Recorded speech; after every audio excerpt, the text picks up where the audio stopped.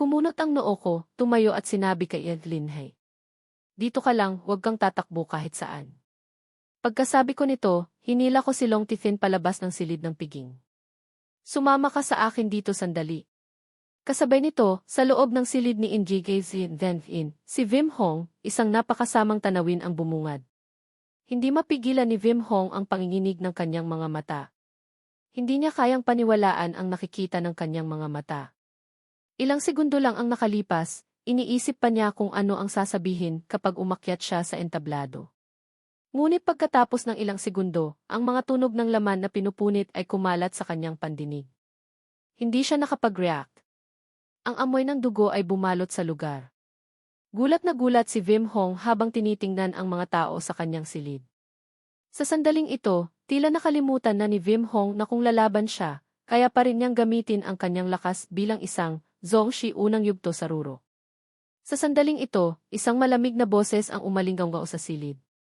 Matagal na tayong hindi nagkita, Injige Zindenfin. Sa isang iglap, sa mga mata ng lahat ng tao sa lugar, lumitaw ang paggalang at excitement. Isang figura ang lumabas mula sa dilim. Siya ay nakasuot ng itim na balabal, may itim na takip sa ulo na nakatakip sa kanyang mukha, at mahaba ang kanyang buhok na parang talon. May malamig na aura na nakapalibot sa kanya. Ang kanyang malamig at tumatagos na boses ay tumusok sa puso ng mga tao. Si Vim Hong, na matagal nang nabubuhay, ay kailangang magbayad para sa mga nangyari noon. Nanlaki ang mga mata ni Vim Hong. Sa sandaling tinanggal ni Van Thu ang takip sa kanyang mukha, sa sandaling makita niya ang mga mata ng kanyang kalaban, nawalan siya ng kontrol sa kanyang emosyon. Itinuro niya si Ted Van Thu at hindi makapaniwalang sinabi. Van Thu, ikaw ginamit mo ang punyal na iyon? Nasiraan ka na ng bait. Sira ka na. Pagkasabi niya nito, nabali ang panga ni Vim Hong. Ang kanyang dalawang kamay ay tinusok ng dalawang tinik na gawa sa buto sa armrest. Tulad na nakikita mo, umakyat ako mula sa impyerno. Mahinahong naglakad si Van Thu at tumingala sa kanyang kalaban. Bakit ninyo pinatay ang angkan ng Dithe noon? Gulat na gulat si Vim Hong.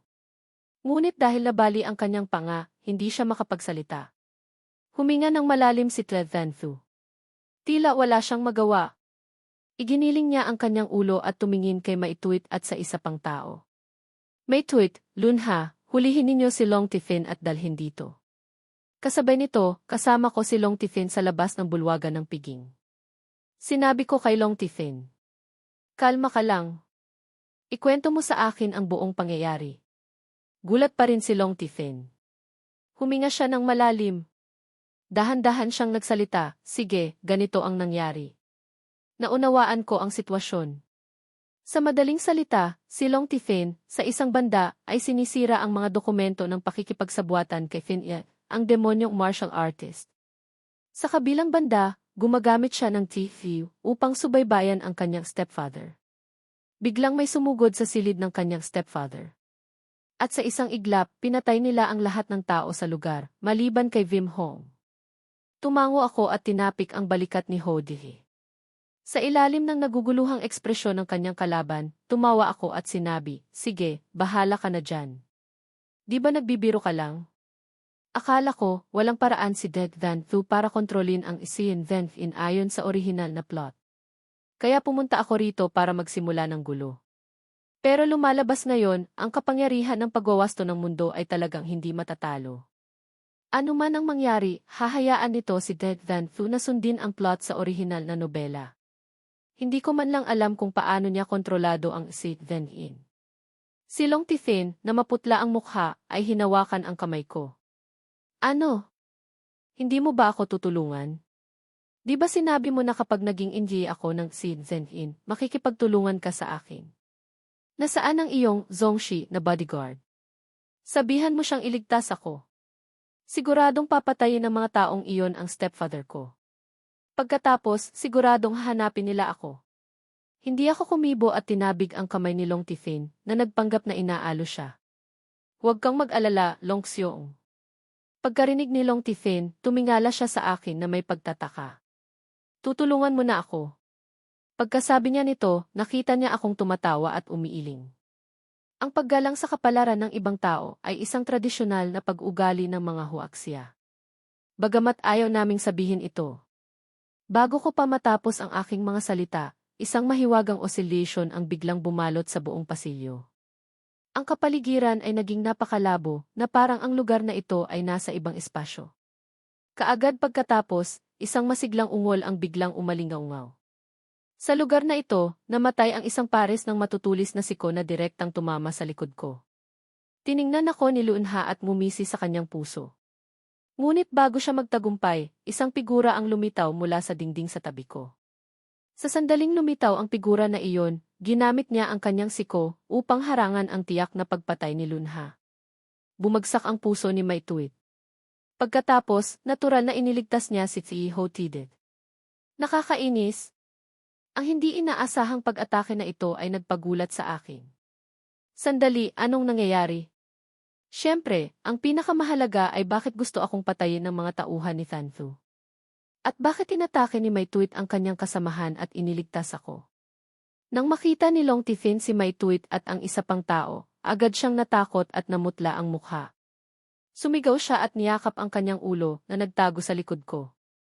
Sa sandaling ito, dahil sa eksenang nakita niya sa kihi, si Long Tithin, ang unang yugto ng Xiantian na martial artist, ay hindi nagkaroon ng ideya na lumaban. Magagawa lamang niyang asahan ang hindi matatalong kayamanan sa likod ko. Nang makita ni Maituit ang eksenang ito, galit siyang nagmumura sa kanyang puso. Hindi maintindihan ng taong ito ang kanyang paghihirap. Hindi man lang naisip ni Maituit na kasama ko si Long Tithin. Nang balak niyang iulat ang sitwasyon na ito sa kanyang Panginoon, inatake na ni Lunha. Higit pa rito, ang target ng pag-atake ay ako. Sa kawalan ng pag-asa, dahil alam niya kung ano ang relasyon ko sa kanyang Panginoon, maaari lamang siyang tumulong. Pagkatapos ng lahat, gusto pa ring kontrolin ng kanyang Panginoon ang angka ng ki sa hinaharap. Kaya hindi pa ako maaaring mamatay ngayon. Pagkatapos ng isang maikling panahon ng pagkalito, ako ay tumugon. Lumalabas na ganito. Ang taong may matutulis na kuko ay dapat na si Lunha, ang Beastman, sa loob ng organisasyon ng I-Gabi. Ang kanyang kalikasan ay brutal at gusto niyang pumatay. Dahil hindi niya ako kilala, na mabuting asawa ni Thanthu, kaya natural na atake niya ako. At si Maituit ay malinaw tungkol sa relasyon ko kay Thanthu. Kaya siya ay lumabas para tulungan ako. Marahil, dahil hindi ipinaalam ni Thanthu sa kanyang mga tauhan ang tungkol sa aking pag-iral, kaya kailangan lamang ni Maituit na tahimik na labanan ang opensiba ng kanyang kalaban. Sa madaling salita, ang pinakamagandang paraan sa kasalukuyan ay huminga ako ng malalim. Pagkatapos, bigla akong tumakbo sa direksyon na taliwas sa lahat. Kasabay nito, kinuha ko ang aking telepono upang tawagan si Kao. Ngunit nang tumingin ako, walang signal. Tumingin ako sa paligid. Agad kong naunawaan na ito ay ang natatanging kakayahan ni Maituit. Kaya niyang gamitin ang dilim upang takpan ang isang lugar. Ihiwalay ang lahat. Sa madaling salita, para hindi maging mahirap kay Maituit, tumakbo muna ako. Kung gusto talaga niyang tulungan ako, dapat niyang bawiin ang kakayahan na ito sa lalong madaling panahon. Nang makita ni Maituit ang eksenang ito, huminga siya ng malalim sa kanyang puso. Kasabay nito, tinanggal din niya ang kurtina ng kadiliman. Tumugon si Long Tithin.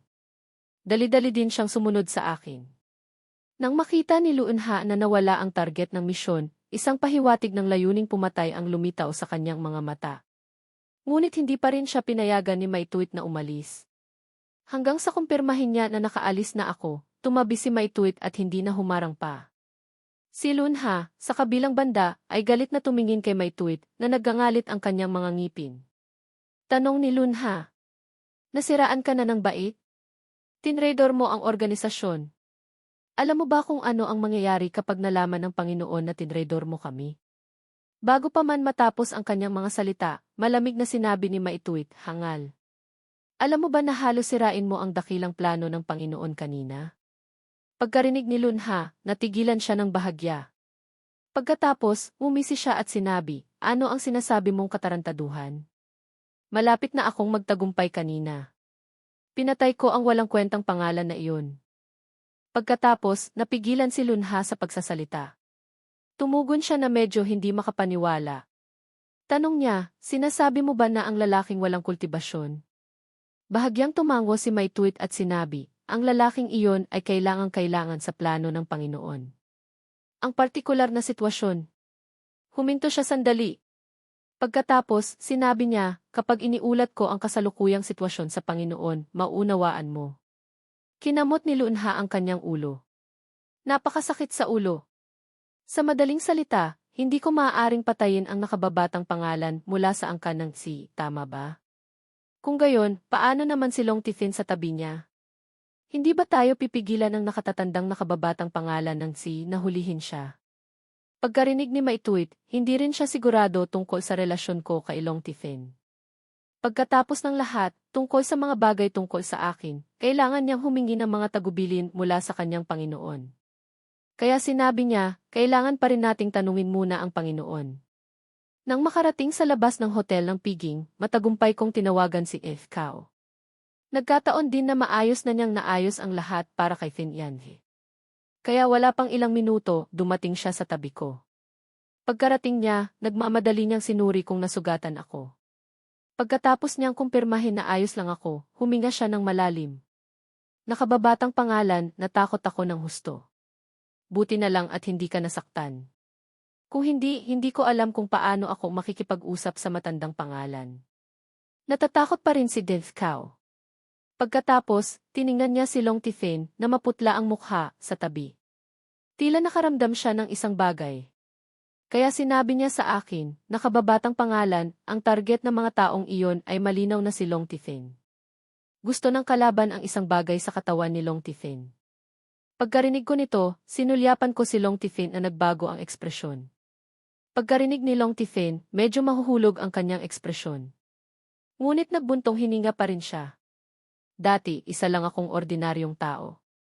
Ngunit noong bata pa ako, sa daan pa uwi mula sa paaralan, nagbago ang mundo. Biglang, mula sa gitna ng mga ulap, lumitaw ang isang ginintuang sinag. Ang sinag na iyon ay pumasok sa aking katawan. Pagkatapos noon, ang aking isip ay naging mas matalas at ang aking konstitusyon ay naging kakaiba. Kahit na, maaari ko ring gamitin ang ilang kapangyarihan na hindi kayang isipin ng mga ordinaryong tao. Ito ay hindi nagtagal, ang aking mga magulang ay namatay sa isang aksidente sa eroplano. Habang nagsasalita si Long Tifin tungkol dito, ang kanyang ekspresyon ay naging medyo malungkot. Hindi nagtagal pagkatapos nito, ang NGCA ng si Venfin, na stepfather ko rin, ay lumapit sa akin. Sinabi niya na ang aking katawan ay nagtatago ng isang daloy and Dragon Key. Kung nalaman ng mga tao ang tungkol sa Dragon Key sa aking katawan, magdudulot ito ng gulo. Marahil, ang gusto ng mga misteryosong tao ay ang daloy ng Dragon Key sa aking katawan. Pagkarinig ni Enf Cao nito, sa panlabas, hindi siya gumalaw. Sa katotohanan, iniisip na niya ang tungkol sa Dragon Key sa katawan ng kanyang kalaban. Para sa mga tao na may kultibasyon tulad nila, sa katotohanan, sa isang sulyap lamang, makikita nila ang kapangyarihan na nakatago sa katawan ni Long Tifin. Ang daloy na ito ng Dragon Key ay maaaring maging sanhi ng mga ordinaryong tao na baguhin ang kanilang balat at mga buto sa isang hakbang. Maging isang henyo sa martial arts. Siyempre, iniisip niya ang daloy na ito ng Dragon Key dahil isinasaalang-alang niya ang nakababatang pangalan ng kanyang pamilya. Alam ng nakababatang pangalan ng kanyang pamilya ang tungkol sa mga martial artist. Ngunit ang kanyang lakas ay napakahina. Kung mangyari muli ang isang bagay tulad ng ngayon, talagang napakadelikado. Ang pinakamagandang paraan ay tanggalin ang Dragon Key sa katawan ni Long Tifin. Hayaan ang nakababatang pangalan na sumipsip ng isang daloy ng Dragon Key. Kahit na maaari nitong dagdagan ang likas na talento ng nakababatang pangalan sa isang martial artist sa Xiantian. Pagkatapos, patuloy lamang siyang mangolekta ng mga Dragon Key upang sipsipin ng nakababatang pangalan. Naniniwala na ang nakababatang pangalan ay ganap na maaaring lumago hanggang sa punto na higit pa sa kanya.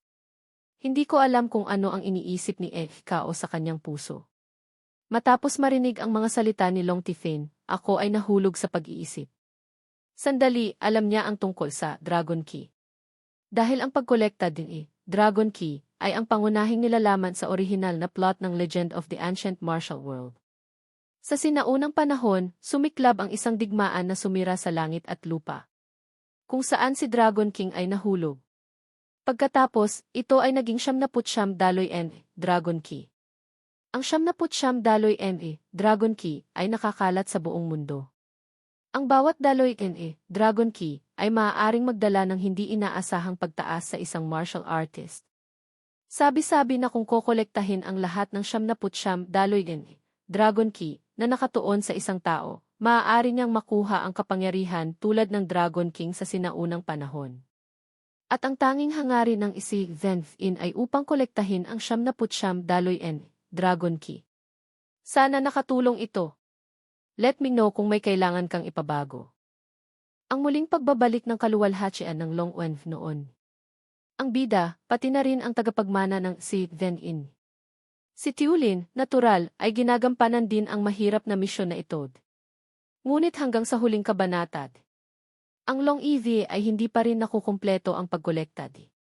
Siyempre, ang pinakamahalaga ay hindi ang mga ito, kundi ang unang daloy ng Long EV na nakuha ni Tiulin sa orihinal na kwento. Bagamat may kaugnayan sa Fin Zen-in, iyon ay hinalintulad mula sa katawan ng patay na si Vim Hongdi. Teka, medyo magulo. Sa ngayon, lumalabas na malapit nang mamatay si Vim Hongdi. Kung gayon, paano gagawin ni Death Thanthud? Para ang isang taong malapit nang mamatay ay patuloy na mabuhay at makontrol ang kalaban? Dahil sa kapangyarihan ng pagwawasto ng mundo, sa realidad, si Long Tifin ay dapat ding mamatay. Sa madaling salita, kaawa-awa kung tiningnan si Long Tifin.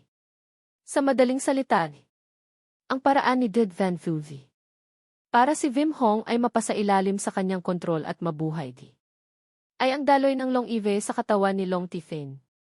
Lumalabas na ganito, hindi nakapagtataka na inatake nila siya. Marahil, ang utos ni Death Thanthud ay hulihin si Long Tifin at dalhin doon para linawin ang lahat. Bumuntong hininga ako at sinabi, Long Huin, kawawa ka naman. Hindi inaasahan ni Long Tifin na aaliwin ko siya. Agad siyang nakaramdam na medyo mabuti ang taong nasa harap niya. Kaya't pilit siyang umiti. Ayos lang, basta maintindihan mo ako. Nang makita ko iyon, umubo ako ng mahina, Ganito na lang, papasok tayong muli. Sa pagkakataong ito, mayroon tayong proteksyon ni Elf Cloud. Siguradong maililigtas ko ang iyong stepfather. Pagkarinig ni Long Tifin ito, medyo nalungkot ang kanyang ekspresyon. Sa totoo lang, ayos lang kung mamatay man ang kanyang stepfather o hindi. Basta hindi siya mamatay. Pagkatapos ng lahat, alam niya noong mga panahong iyon na ang layunin ng kanyang stepfather sa paglapit sa kanya. Sa totoo lang, ay dahil din sa daloy ng Long Ile sa kanyang katawan. Isang malakas na sigaw ang nanggaling sa loob ng hotel ng Piging D.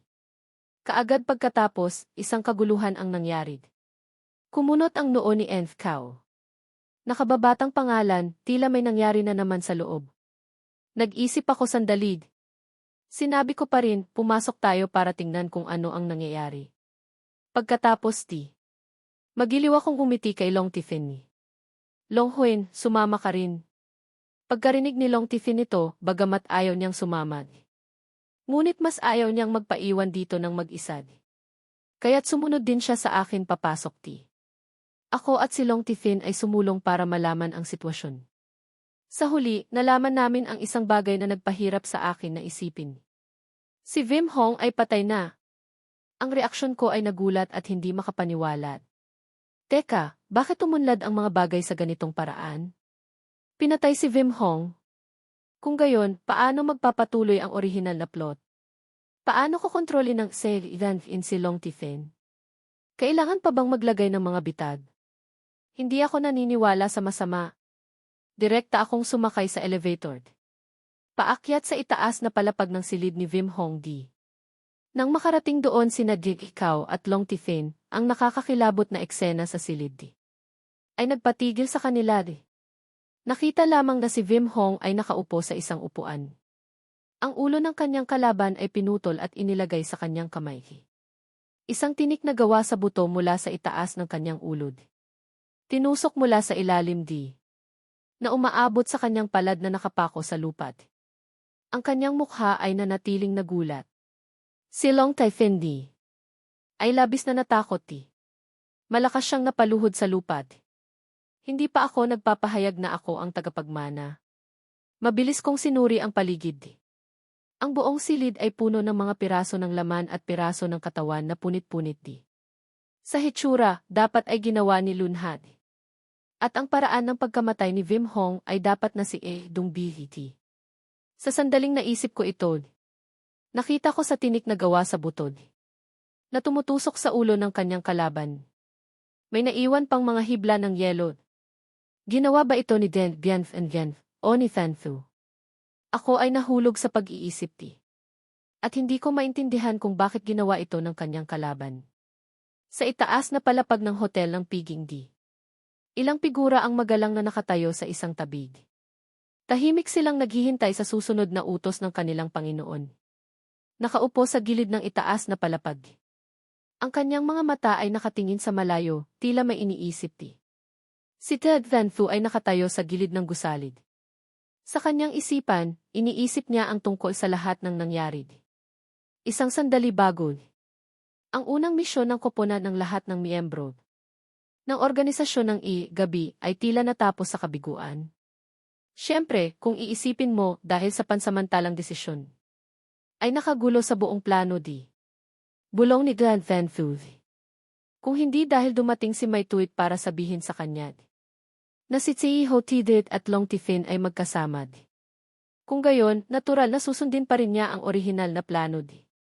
Nagamitin ang daloy ng tunay na ki na puno ng vitalidad sa katawan ni Long Tifin ni para kontrolin ang Fien Van In. Ngunit si Tsi Ho Dide ay kasama si Long Tifin. Bagamat hindi malinaw ang relasyon sa pagitan ng dalawad. Ngunit ayaw niyang patayin sa harap ko di. Pumunta para pumatay ng taong nasa tabi ng kanyang kalaban. Dahil natatakot siya sa akin. Pagkatapos malaman ang tunay niyang kulay, ay magpapakita ng ekspresyon na ayaw niyang makita. Ang pinagmumula ng buhay na nakatali sa kanyang mga mata. Magiging madilim din ba dahil dito? Ayaw niyang sumugal di. At hindi siya nangahas sumugal. Alam ko ba ang bawat malupit na bagay ay ginawa niya? Huminga ng malalim di. Si Tan Van Fu ay mas nakatitiyak sa kanyang mga iniisip ng paghihiganti. Mahina siyang nagsalita. Ang kanyang boses ay umabot sa tainga ng bawat isa. Si Tsi Ho Tidit ay asawa ko lamang sa pangalan sa mundo ng mga mortal. Ang lahat ay hindi pinapayagang atakihin si Tsi Ho Tidit. Pagkatapos magsalita, huminga ng maluwag si Tret Van Fu sa kanyang puso. Sa pagsasabi ng sitwasyon sa kanyang mga tauhan. Kung gayon, hindi mangyayari na hindi sinasadya silang masugatan si Tsi Ho Tidit. Sa aking panig, sa wakas ay nalaman ko ang kasalukuyang realidad. Tiningnan ko si Long Tifin na nakaluhod sa lupa. Nagulat na bumagsak sa kawalan ng pag-asa. Walang magawa. Lumuhod ako, inilagay ang aking kamay sa balikat ng kanyang kalaban. Naramdaman ito ng huli. Lumingon siya, nakita lamang nang umiti ako. Ang kooperasyon na sinabi ko dati. Pakiramdam ko, maaari pa rin nating ipagpatuloy. Medyo naguguluhan si Long Tifin. Hindi ba tayo ay mga kasosyo sa kooperasyon? Mabilis na dumating ang pulisya sa hotel. Sa piging at isinara ang pinangyarihan. Isang pangkat ng pulis ang pumalibot sa lugar na ito. Isa-isa silang nagsimulang magtanong para sa pagsisiyasat. Sa harap ng hotel, hinila ni Zedelin ang aking kamay, puno ng pag-aalala ang kanyang mukha at sinabi, "Bayaw, kailangan mong maging maingat." Tumango ako, "Huwag kang mag-alala. Ang bagay na ito ay walang kinalaman sa atin." Pagkatapos tiningnan ko ang bodyguard ng aking pamilya at sinabi, "Dalhin mo si Linghi pa uwi." Pagkatapos kong ihatid si Deadlin Hyde, bumalik ako sa bulwagan sa unang palapag ng hotel. Sa panig ni Long Tifin, katatapos lang magtanong ni. Umiling si Long Tifin, nang makita niya ako, nagmadali siyang lumapit. Naramdaman niya na ang paligid niya ay lubhang mapanganib. Kaya't ibinigay niya ang kanyang pag-asa sa akin. "Suho Tidith, ano ang dapat nating gawin sa susunod?" Sinulyapan ko siya. Kinuha na ng pulisya ang lahat ng keys ng hotel. Ngunit hindi nila mahanap ang anumang bakas ng mga kriminal. Nakikita ni Long Tifin Ang mga tauhan ni Dead Van Thuy ay tila sinasadya nilang ginawa iyon. Lumalabas na maaari lamang nating ipagpatuloy na sundin ang orihinal niyang plano para kumilos Sa pag-iisip nito, lihim akong bumuntong hininga sa aking pusod. Ang mga pangyayari ay talagang ganap na nagbagod. Tiningnan ko ang mga mata ni Long Tifin na balisad. Lihim kong naisip ang tangang ito ay nagiging mas tangad. Naalala ko na sa katawan ng kanyang kalaban. Tila may isang daloy ng Long Eve, tama? Pagkatapos ng lahat, ang pag-iwan nito sa kanyang katawan ay walang silbi, kunin ko na lang ito para hititin. Sa pag-iisip nito, binuka ko ang aking bibig at magiliw na sinabi, Long Huin. Ayos lang. Tutulungan kitang maupo sa posisyon ng chairman ng Yanqing Group na ito. Ngunit ang paunang kinakailangan ay kailangan mong sumang-ayon sa akin sa isang bagay. Pagkarinig ko nito, medyo nagmamakaawa si Long Tifin, ano ito? Kailangan ba ng pera? Hindi ko naman inaasahan ang pagsasabi nito dito. Kaya't misteryoso akong umiti, hindi. Sasabihin ko sa susunod. Pagkatapos ng libing ng iyong stepfather, pag-uusapan natin ng mabuti ang bagay na ito. Sa sandaling ito, isang pamilyar na boses ang umalinggaw, saying Ho Tided. Sa iyong palagay, sino ang gumawa nito? Ako at si Long Tifin ay tumingin Nakita lamang na si Baijun ay mabigat na naglalakad patungo sa amin. Nagkibit balikat ako, sino ang nakakaalam? Marahil, kaaway ng chairman ng Yanqing. Pagkatapos, tiningnan ni Baijun si Long Tifin. Long Huin, ano sa tingin mo? Nagluksa si Long Tifin at sinabi, hindi ko alam. Ngunit kailangan kong maghiganti. Linisin ang pagkapuot para sa aking stepfather. Pagkatapos, isang nag-aalalang boses ang umalinggaw mula sa isang tabig. Sinabi ko na.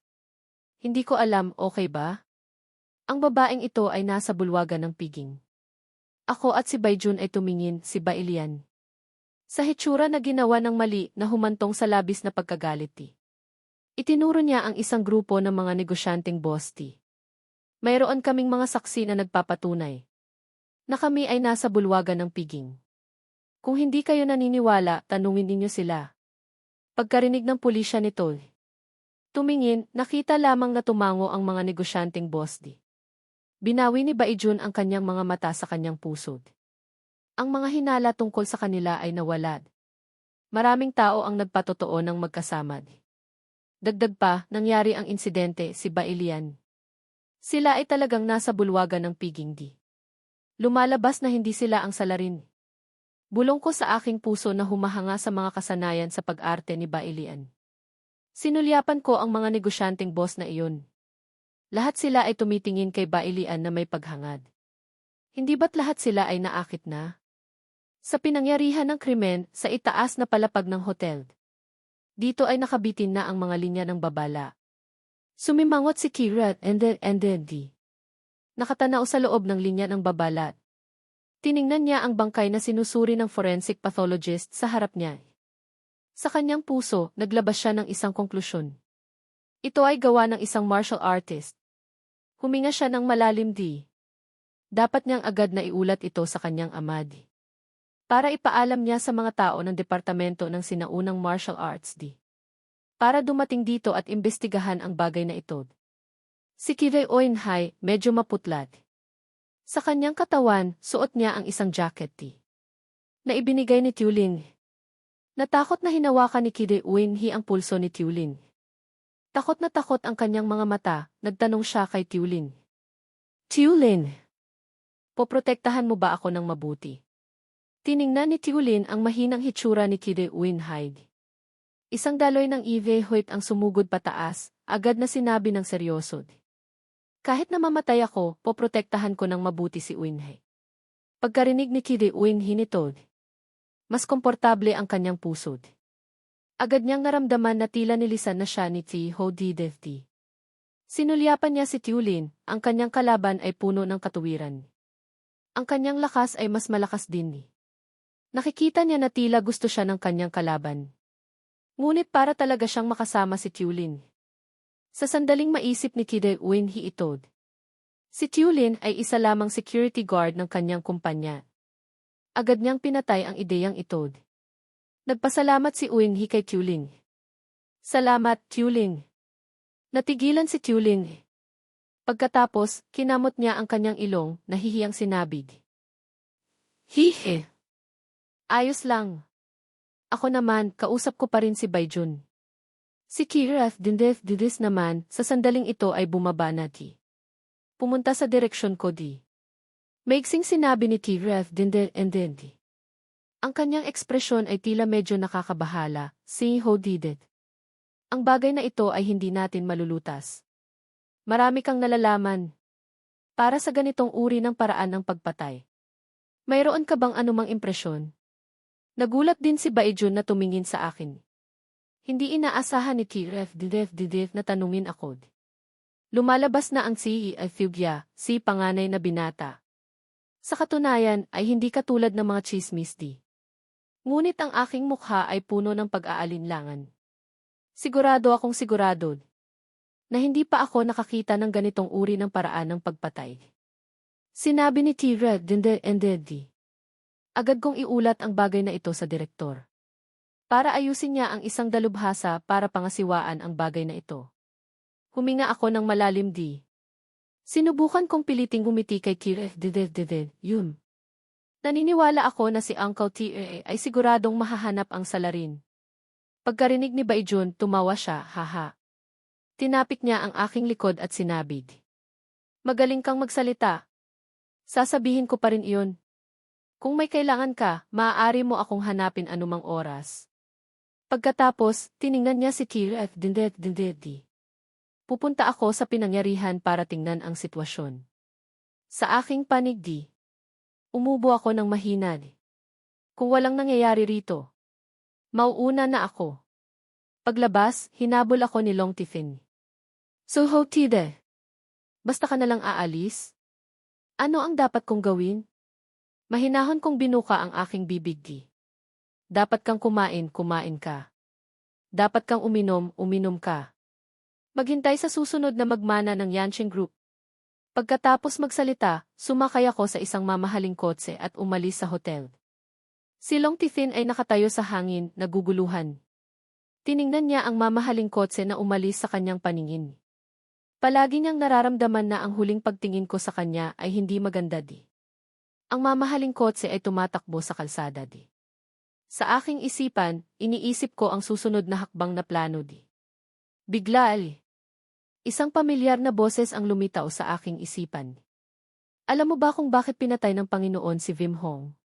Liks kong tanong sa aking puso. Bakit? Dahil sa iyo di. Nagulat ako, paano? Bago pa ako makapag-react. Patuloy na sinabi ni May Tuit, Panginoon. Pagkatapos malaman na ikaw at si Long Tifin ay magkasama.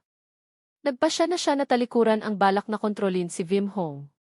Pagkatapos niyang malaman ang ilang bagay, pinugutan niya at pinatay ang kanyang kalaban. Sa aking isipan, naisip ko ang lahat ng mga posibilidad. Ngunit hindi ko man lang naisip na si Dad Van Thu IT. Dahil lamang sa nalalaman na kasama ko si Long Tifin. Ay bumitaw na siya sa plano sa orihinal na kwento. Bakit si Dan Van Thu sa orihinal? Ang malamig at walang pusong villain. Nalibo-libong tao ang sumulat para pakiusapan na patayin siya. Walang duda di. Ang puso ko ay kumabog ng mabilis di. Teka, hindi tama di. Bigla akong nakatuklas ng isang blind spot di. Naiinis akong ibinuka ang aking mga mata, tama. Ito ay dahil sa pakikialam ko di. Ang mga pangyayari ay hindi lamang nagbago ng tuluyan. Si Ten Van Thu ay hindi rin nagtagumpay na maging masama. Sa kabaligtaran, siya ay naging aking kasintahan. Tinakpan ko ang aking mukha, si Dad Van Thu. Magbabago ba ng iba't ibang plano dahil sa akin? Sa orihinal na kwento, mayroon ba siyang kahit na kaunting ibig sabihin sa akin? Kaya gusto niyang alalahanin ang aking nararamdaman. Bagamat hindi ako sigurado kung ganoon nga. Ngunit halos nararamdaman ko ang pag-iisip sa loob ni Dad Van Thu. Ay dahil gusto niya ako di. Kaya't hindi siya umaasad. Na malalaman ko kung gaano kalupit ang kanyang mga pamamaraan. Umiling muli ako di. Dad Van Thu, paano magkakaroon ng ganitong pag-iisip? Ngunit paano kung gusto niya talaga ako? Sa pag-iisip nito, umiti ako ng may pagpipigil sa sarili, umiling at sinabing, imposible. Sui Hotides, huwag kang magpanggap na gusto ka niya. Tahimik si May Tweety. Nararamdaman ang pagkagulat ti. At ang hindi pagkaunawa sa aking puso. Bahagyang humisi ang kanyang sulok ng bibig ti. Ako naman, tumigil na sa pag-iisip ti. Nag-isip ng nag-isip, napakagulo na ti. Pagkatapos ng lahat, si Ted Van Thu. Sa ngayon ay hindi maaaring magbago ng plano dahil sa akin. Sa loob ng orihinal na kwento. Pagkatapos ng lahat, si Ted Van Thu ay isang taong napakalamig ang dugod. Mapagpasiya. Nakahilig ako sa aking kaliwang kamay sa aking baba na nakasandal sa bintana ng kotse. Tinitingnan ang daloy ng mga sasakyan na patuloy na dumadaan sa labas. Tumingin ng tumingin, medyo naguguluhan ako. Hindi kaya gusto talaga ako ni Ted Van Thu. Sa harap ng banyo ng pamilya ng mga Deadly. Tumayo ako sa harap ni Ted Van Thu sa isang hiningad. Sumigaw, Van Thu. Gusto mo ba ako? Nakita ni Ted Van Thu, nakakalabas lang sa banyo. Ang pinagmumula ng buhay na nakatali sa kanyang mga mata. Biglang tumayo sa harap ng pintuan ng banyo. Bakit may nagtatanong sa kanya sa pinto ng banyo? Kung gusto niya ang kanyang kalaban, pwede bang isaalang-alang mo muna ang sitwasyon? Naggalit ng ngipin si Ted Van Thu. Galit na galit siyang nagmura, umalis ka. Pagkatapos niyang magsalita, tumakbo siya patungo sa itaas na palapag. Lumitaw si Dandlin Hai sa likod ko di. Malakas niyang tinapik ang aking likod di. Hihi, napagalitan ka na naman. Tanga ka, sinabi ko na sa iyo. Ang kapatid ko, kapag naliligo, pinakagalit sa lahat ang gambalain siya. Tinapik ni Devlin Hai, nakita niyang hindi ako nagsasalita. Kaya't lumapit siya sa gilid, yumuko para tingnan ang aking kalagayan. Anong nangyari sa iyo? Pagkakita niya na puno ng excitement ang aking mukha. Dumudugo ang ilong ti. Unti-unting nagulat ang ekspresyon ni Devlin Hai. Isa kang manyakis? Dugo ang aking ilong ti. Habang magiliw at banayad akong nagsasalita kay Devlin Hai. Ako lang ay dahil nakakita ako ng napakagandang bagay. Kaya't ako ay naantig. Namula ang mukha ni Devlin Hai, sumigaw. Ano ba ang pinagsasabi mo? Isang tanga. Hindi ka ba pwedeng tumingin sa itaas? Ang dami ng dugong umaagos sa iyo. Parang sa mga comic book at nobela lang ah. Nakakahigit na. Nasa mundo tayo ng 3 dimensyon. Nagmadali niyang inalalayan ako na naninigas na parang tablat. Papunta sa salad. Isinara ni Ted Van Thu ang pinto, sumandal sa likod ni Todd. Mahina niyang kinagat ang kanyang labi, bahagyang namumula ang kanyang mukha. Sa kanyang isipan. Sa isang banda, iniisip niya na kinantahan ko siya ng isang love song ti. Upang ipahayag ang kanyang pag-ibig sa kanya sa bulwagan ng piging di. Sa kabilang banda, naiisip niya ang diretsahang tanong ni Hotides kanina di. Sa isang sandali, hindi alam ni Ted Van Thu kung paano tumugon ni. Sumandal siya sa pinto di. Paulit-ulit na sinasabi, hindi rin masama ang katawan ni si Hotide, ayon kay Linhai. Hindi ko alam kung ano ang body fat percentage niya. Pagkatapos, malakas siyang umiling di. Hindi tama, hindi ngayon ang tamang oras para isipin ito. Gusto ko ba talaga si Hotide? Kumagat si Ted Van Thu sa kanyang labid. Hindi napigilan ni Ted Van Thu na matuklasan. Ang kanyang maliit na mukha ay puno na ng pamumulad. Hindi niya mapigilang takpan ang kanyang sulok ng bibig, bumubulong hi. Gusto ko si Hotide. Ngunit mabilis siyang umiling, ayokong magustuhan. Tumayo si Ted Van Thu. Huminga siya ng malalim di. Sanay siyang bumalik sa harap ng kanyang mesa di. Nagbuklat siya ng isang libro. Kinuyom ni Ted Van Thu ang kanyang kamao. Sa buhay kong ito, ang daan lamang ng paghihiganti ang maaari kong piliin. Isang nag-aalalang boses ang pumasok ti. Van Thu, ayos ka lang ba? Dinalhan kita ng ilang cream puff na gusto mong kainin. Medyo nag-aalala kong tiningnan si Ted Van Thu. Pagkarinig nito, huminga ng malalim si Ted Van Thu. Sa isang walang magawang tono di. Alam ba ng lalaking ito na ang pagkain ng cream puff sa gabi ay nakakataba? Kinuha ni Dad Van Thu ang isang cream puff at isinubod. Mabilis na tumaas ang kanyang mga pisngid. Inilipat ko ang isang upuan. Umupo sa tabi ni Dad Van Thu. Mahinang tumawa, ngingiti na parang hamster. Natapos kainin ni Dad Van Thu ang isang cream puff, kumuha ulit siya ng isa pa Pagkarinig sa akin, mas hindi siya nasisiyahan. Ikaw ang parang hamster. Kinuha ni Dad Van Thu ang isang cream puff. Ngunit itinuro sa akin. Kumain ka rin. Natigilan ako pagkatapos ay kinuha ko at kumagati. Masarap.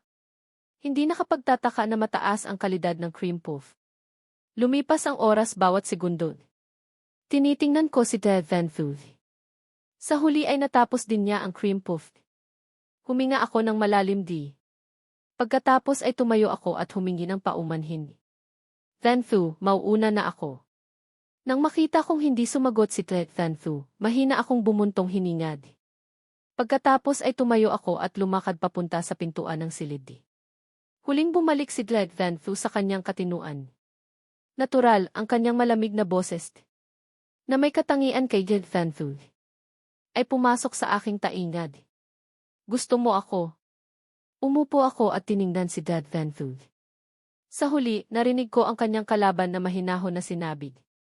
Gustong-gusto ko ang lasa ng cream puff na ito. Ngunit mas gusto ko ang pagkain na ginawa sa bahay. Magaling kang magluto, sa susunod ay gawa mo ako ng makakain. Hindi ko alam kung bakit huminga ako ng malalim Ngumiti ako at sinabing, sige. Muli akong umupo sa loob ng mamahaling kotse, ang aking mukha ay nagpapakita ng kaligayahan. Hindi nagsabi sa akin si Dad Van Thu na gusto niya ako. Kung hindi, natatakot akong mamatay ako dahil sa labis na bilis ng tibok ng aking puso. Nawala ng kontrol sa aking sarili. Sa panig na ito, tinakpan ni Dad Van Thu ang kanyang mukha gamit ang kanyang dalawang kamay.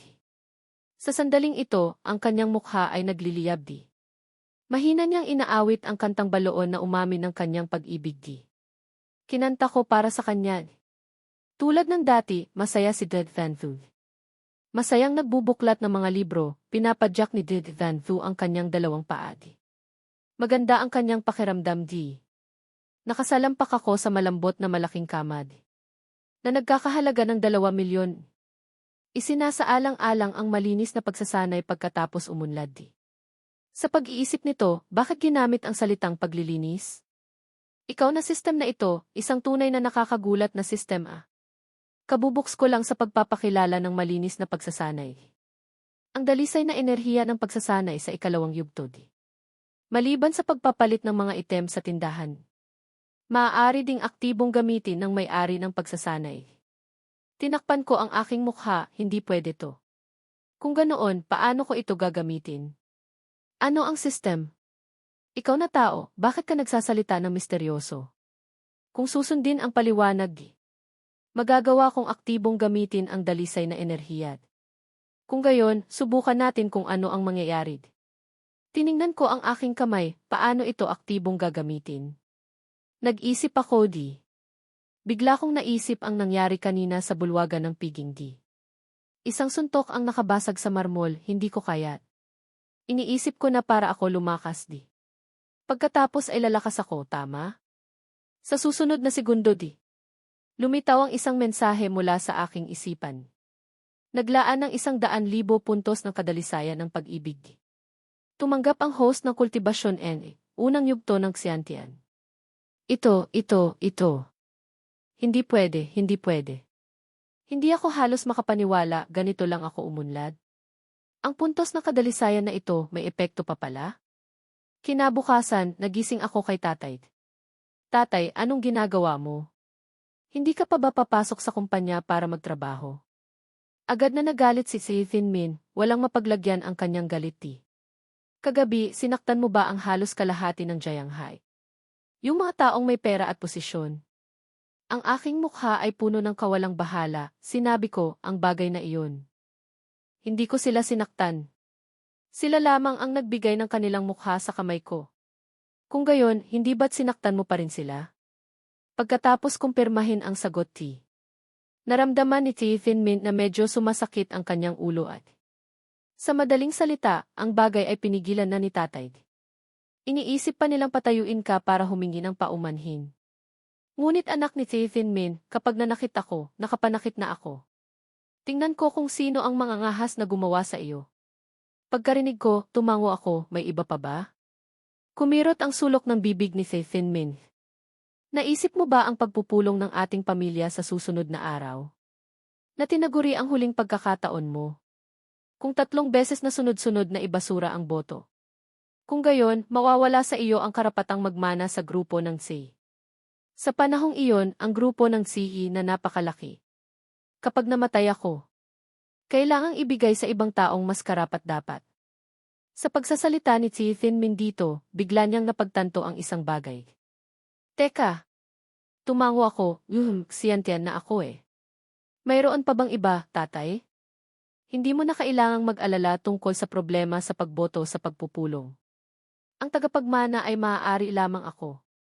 Ang ekspresyon ni Tathin Min ay medyo kakaiba. Hindi dapat, imposible. Ang ganitong uri ng basurang talento. Paano makapagsasanay sa ksiyantiyan? Ang pinakamahalaga ay alam ko ang mga martial artist di. Pagkarinig nito di. Siyempre, sinabi ko, ang panganay na anak ng pamilya Ki, alam ang mga martial artist. Hindi ba't normal lang? Tama, ilang martial artist meron sa pamilya natin, tatay? Hindi ba't si Kau lamang? Nakita ni Tathin Min na malapit na niyang hindi makilala ang kanyang anak na nasa harap niya. Nagbibiro ka ba? Ang pundasyon ng pamilya Ku ay maituturing na pinakamakapangyarihan. Sa buong Jianghai. Maaaring sabihin ito. Basta't hindi lahat ng pamilya sa lungsod ng Jianghai pumunta para kubkubin ang pamilya si natin.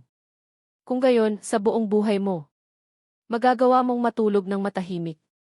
Bilang iyong si Althubia, si panganay na binata. Kumirot ang sulok ng aking bibig Ki. Ang pamilya Ki sa orihinal na kwento di. Talaga namang pinangunahan ni Tiulin, ang bida di. Ang lahat ng puwersa ng mga pamilya sa lungsod ng Jianghai ay kinubkob at hiniwa-hiwad. Bumalik sa realidad. Tumango ako, ngumiti at nagtanong kung gayon tatay. Maaari mo bang ipahiram sa akin ang ilang mga bodyguard na malalakas? Hindi kinakailangan na si Kau. Ang antas kasama ni Kau ay ayos na. Kumirot ang mata ni Tathin Min. Anak, akala mo ba puting repolyo ang Zongshi? Ang dami kong maibibigay sa iyo ay 10 martial artist sa kalagitnaan ng yugto ng ksiyantian. Huwag kang mag-alala. Lahat sila ay mga martir na sinanay ng pamilya Thi, ang katapatan ay ganap na walang problema. Bagamat hindi ko alam kung anong gusto mong gawin. Ngunit kung ginagawa mo, gawin mo ng malinis. Tumango ako, salamat tatay. Si Deadlin He ay pumunta sa pintuan ng silid-aralan. Pagkatapos ay idinilat ang kanyang mga matadi. Ang kanang palad ay nakaharap pa itaas, boom. Isang itim na libro ang kaagad na lumitaw sa kanyang kamay. Kaagad pagkatapos ti. Isang malungkot na sigaw ang dumating mula sa libro. Venfu. Hindi ka dapat mamatay ng payapa. Venfu. Maghihinayang ka. Maingat na pinakinggan ang boses. Iyon ang boses ng inye, pinuno ng Saint Yang-in. Hindi nagbago ang mukha ni Dead Venfu. Patay ka na, pero madami ka pa ring sinasabi. Mas mabuti pang maging masunurin ka. Maging sustansya sa aking daan ng kultibasyon. Pagkatapos niyang magsalita, biglang tumigil ang malungkot na sigaw. Kaagad pagkatapos, lumitaw ang sentro ng libro. Isang itim na usok na bumalot sa mga mata ni Edvantu. Ang paglinang ng evil art ay hindi ko talaga gustong malaman ni Hotidita. Matapos ang isang simpleng almusal, umupo ako sa mamahaling kotseti. Nakababatang pangalan, pupunta ka ba sa pamilya ng mga Didi ngayon? Umiling ako, hindi. Sa mga nagdaang araw, malamang na hindi na ako pupunta sa pamilya ng mga Didi. Dahil may iba pa akong plano. Dalhin mo muna ako sa lugar ni Finian. Sinamahan ako ni Kau sa labas ng lungsod ng Jianghai. Isang ilang na lugar na walang tao na malapit di. Nakababatang pangalan, ito ang lihim na bilangguan ng aming pamilya. Tinuro ni Kau ang harap at sinabi, ang lugar na ito ay sapat na lihim di. Dagdag pa, Chi. Ibinaba niya ang kanyang boses at idinagdag di. Ang pagtatapon ng mga bangkay ay lubhang maginhawa. Kumirot ang sulok ng aking bibig, Dennis Cow. May mali ka bang pagkaunawa tungkol sa akin? Ngumiti si Dennis Cow, pumunta sa harap ng isang grupo ng mga damod. Sa ritmo, niyurakan niya ito ng ilang beses. Biglang, ang lupa ay umilaw ng isang magic circle. Ang kanyang katawan ay nagsimulang lumubog. Nakababatang pangalan, Pakisuyo, sumunod ka sa akin. Sumunod ako kay Dennis Cow sa magic circle. Ang nasa harap ko ay dumidilim. Sa isang iglap, dumating ako sa isang underground space. Madilim, malamig. Ang tunog ng tubig na tumutulo sa katahimikan ay lalong malinaw. Malalim sa bilangguan. Si Finn Ilanview ay nakaupo sa isang sulok ng silid, nagpapanggap na natutulog. Sa pagkarinig niya ng mga yapak, nanigas ang kanyang buong katawan. Nakababatang pangalan, ang kultibasyon ng pangalang ito ay nasira ko na. Paalala ni Dennis Cow. Sa ngayon, kahit na ang isang 3 taong gulang ay kaya siyang patayin. Naggalit ng ngipin si Finn Ilag sa kanyang puso. Hintayin mo lang na mabawi ko ang aking kultibasyon. Ang unang taong kukunin ko ang buhay ay ikaw. Tumayo ako sa harap ng pintuan ng kulungan. Biglang nagningning ang kulay rosas na ilaw sa aking mga mata. Sa aking mga mata, malabo akong nakakita ng hugis ng 5 talim na bituin. Finilang, sabihin mo sa akin. Nasaan mo itinago ang iyong maliit na alaga? Nagulat si Finilang sa kanyang puso. Paano niya nalaman? Hindi ko sasabihin kahit mamatay ako. Ngunit sa susunod na segundo, ang kanyang bibig ay hindi mapigilan na bumuka, ito. Nakatago sa aking puso. Palalabasin lamang kapag kailangan ng pagkain. Gulat na gulat si Finilang, idinilat ang kanyang mga mata. Hindi makapaniwalang sinabi niya ang pinakamalaking lihim na ito. Nasiyahan akong tumangol. Mga notification ng system, pansamantalang kontrolado ang buhay ni Finilang. Naglaan ng 2,000 puntos ng kadalisayan ng pag-ibig, ang natitirang oras ng kontrol ay 1-0 minuto. Ang epekto ng mga puntos ng kadalisayan na ito. Talaga namang hindi ako binigo. Tiningnan ang notification ng system, hindi ko mapigilang tumawad. Katulad nga ng iniisip ko. Ang puntong ito ng kadalisayan, napakalaki ng gamit. Kagabi ko lang na-upgrade ang pagsasanay sa ika-2 yugtod. Hindi ako makapaghintay na magsimulang mag-eksperimento. Ipinateleport ko ang Fanfu sa harap ko.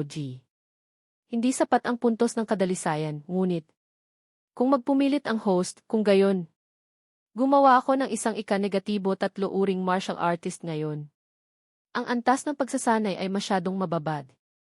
Hindi maisa sa katuparan. Matapos ang eksperimento, naintindihan ko. Kasabay ng pag-upgrade ng pagsasanay, magagawa ko pang ang lumikha ng buhay. Ang kakayahang ito sa ika-5 mundong ito. Talagang isang paglabag sa patakaran. Umiti ako ng matamis at sinabi. Kaya gusto niyang alalahanin ang aking nararamdaman. Bagamat hindi ako sigurado kung ganoon nga. Ngunit halos nararamdaman ko ang iniisip ni Dead Fanfu. Dahil gusto niya ako. Kaya't ayaw niyang malalaman ko kung gaano kalupit ang kanyang mga pamamaraan. Umiling ako muli. Dead Fanfu, paano ka nagkaroon ng ganitong pag-iisip? Ngunit paano kung gusto niya talaga ako? Sa pag-iisip nito, napangiti ako ng may pagpipigil, umiling at sinabing, imposible. Sui Hokides, huwag mong ipagpanggap na gusto ka niya. Tahimik si May Tuiti. Nararamdaman ang pagkabigla at ang kawalan ng pag-unawa sa aking puso. Bahagyang humisi ang sulok ng kanyang bibig. Ako naman, tumigil na sa pag-iisip. Nag-isip ng nag-isip, napakagulo na. Pagkatapos ng lahat, si Ted Fanfu. Sa ngayon ay hindi pwedeng magbago ng plano dahil sa akin. Sa loob ng orihinal na kwento. Pagkatapos ng lahat, si Ted Fanfu ay isang taong napakalamig ang dugod. Mapagpasiya. Nakahilig ang aking kaliwang kamay sa aking baba na nakasandal sa bintana ng kotse. Tinitingnan ang daloy ng mga sasakyan na patuloy na dumaraan sa labas. Tumingin ng tumingin, medyo naguguluhan ako. Hindi kaya gusto talaga ako ni Ted Fanfu. Sa harap ng banyo ng pamilya ng mga Deadly. Tumayo ako sa harap ni Dead Fanfu sa isang hiningad. Sumigaw, Fanfu. Gusto mo ba ako? Nakita ni Dred Van Thu, nakakalabas lang sa banyo. Ang pinagmumula ng buhay na nakatali sa kanyang mga mata. Biglang tumayo sa harap ng pintuan ng banyo. Bakit may nagtatanong sa kanya sa pinto ng banyo? Kung gusto niya ang kanyang kalaban, pwede bang isaalang-alang mo muna ang sitwasyon? Naggalit ng ngipin si Dred Van Thu. Galit na galit siyang nagmura, umalis ka. Pagkatapos niyang magsalita, tumakbo siya patungo sa itaas na palapag. Lumitaw si Dan Lin Hai sa likod ko. Malakas niyang tinapik ang aking likod. Hihi, napagalitan ka na naman. Tanga ka, sinabi ko na sa iyo. Ang kapatid ko, kapag naliligo, pinakagalit sa lahat ang gambalain siya. Tinapik ni Devlin Hai, nakita niyang hindi ako nagsasalita. Kaya't lumapit siya sa gilid, yumuko para tingnan ang aking kalagayan. Anong nangyari sa iyo? Pagkakita niya na puno ng excitement ang aking mukha. Dumudugo ang ilong ti. Unti-unting nagulat ang ekspresyon ni Devlin Hai. Isa kang manyakis? Dugo ang aking ilong ti. Habang magiliw at banayad akong nagsasalita kay Devlin Hai. Ako lang ay dahil nakakita ako ng napakagandang bagay. Kaya't ako ay naantig. Namula ang mukha ni Devlin Hai, sumigaw. Ano ba ang pinagsasabi mo? Isang tanga. Hindi ka ba pwedeng tumingin sa itaas? Ang dami ng dugong umaagos sa iyo. Parang sa mga comic book at nobela lang ah. Nakakahigit na. Nasa mundo tayo ng 3 dimensyon. Nagmadali niyang inalalayan ako na naninigas na parang tablat. Papunta sa salad. Isinara ni Dred Van Thu ang pinto, sumandal sa likod ni Todd.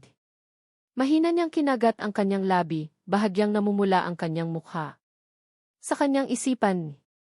Sa isang banda, iniisip niya na kinantahan ko siya ng isang love song upang ipahayag ang kanyang pag-ibig sa kanya sa bulwagan ng piging di. Sa kabilang banda, naiisip niya ang diretsahang tanong ni Iho Tidis kanina di. Sa isang sandali, hindi alam ni Dred Van Thu kung paano tumugon ni. Sumandal siya sa pinto di. Paulit-ulit na sinasabi, hindi rin masama ang katawan ni si Iho Tidis, ayon kay Lin Hai. Hindi ko alam kung ano ang body fat percentage niya.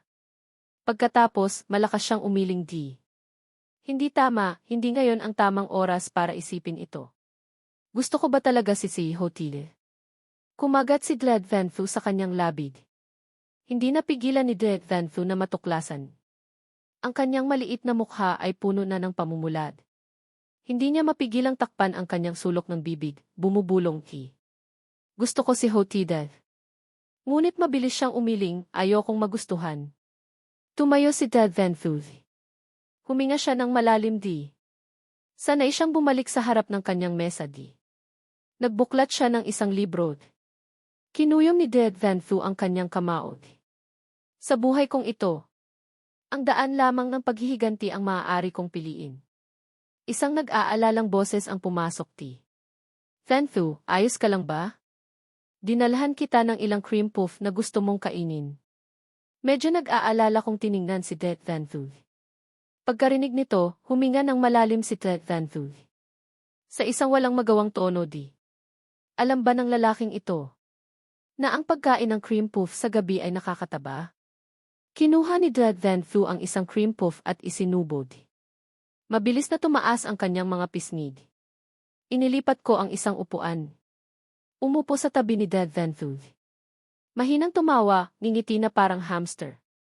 Natapos kainin ni Dred Van Thu ang isang cream puff, kumuha ulit siya ng isa pa si. Pagkarinig sa akin, mas hindi siya nasisiyahan. Ikaw ang parang hamster. Kinuha ni Dred Van Thu ang isang cream puff. Ngunit itinuro sa akin. Kumain ka rin. Natigilan ako, pagkatapos ay kinuha ko at kumagati. Masarap. Hindi nakapagtataka na mataas ang kalidad ng cream puff. Lumipas ang oras bawat segundo. Tinitingnan ko si Dred Van Thu. Sa huli ay natapos din niya ang cream puff. Huminga ako ng malalim di. Pagkatapos ay tumayo ako at humingi ng paumanhin.